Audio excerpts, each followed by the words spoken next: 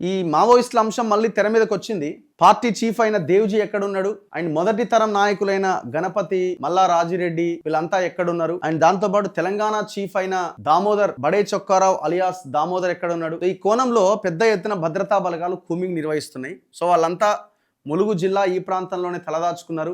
బయట చర్చ ఏంటంటే తెలంగాణ గవర్నమెంట్ కొంత సానుకూలంగా ఉండి వాళ్ళని ఈ ప్రాంతంలోనే ఉండేలాగా వాళ్ళకి ఏ ఇబ్బంది లేకుండా ఉన్నది అన్న ఒక చర్చ బయట జరుగుతున్నది.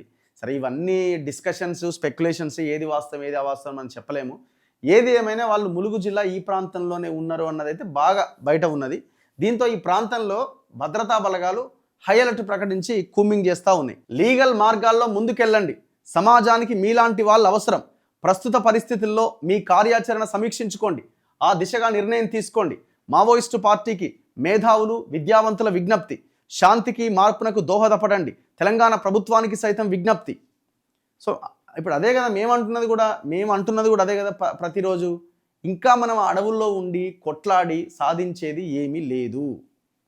చంపేస్తారు ఇల్లు. మీరు ఎంత తప్పించుకుందామని ఇంకా అక్కడే ఉండి ఏదో చేద్దామని, ప్రజలకు ఇంకేదన్నా చేద్దామని ప్రయత్నం చేసినా మీ ప్రయత్నాలు సక్సెస్ కానివ్వరు వీళ్ళు. వీళ్ళ దగ్గర శక్తి ఉన్నది, వీళ్ళ దగ్గర మిమ్మల్ని అంతమొందించాలి అన్న లక్ష్యం తప్ప ఇంకొకటి ఏమీ లేదు. సో కాబట్టి వాళ్ళు మీరు అక్కడే ఉంటే ఇవాళ కాకపోయినా రేపైనా ఇంకో రోజైనా మిమ్మల్ని చంపడానికి ప్రయత్నం చేస్తారు. అందులో సక్సెస్ అవుతారు. ఆల్మోస్ట్ 90% సక్సెస్ అయ్యారు కదా. సో కాబట్టి మీరు అక్కడ ఉండి ప్రాణాలు కోల్పోయే బదులు ప్రజా జీవితంలోకి వచ్చి ఏమైనా చేయగలమా అన్న దాని మీద దృష్టి పెట్టండి. మీరే నాయకత్వం వహించండి ప్రజలకి. సో ఆ దిశగా ఆలోచిస్తే ఏమన్నా కనీసం మీరన్నా మిగులుతారు.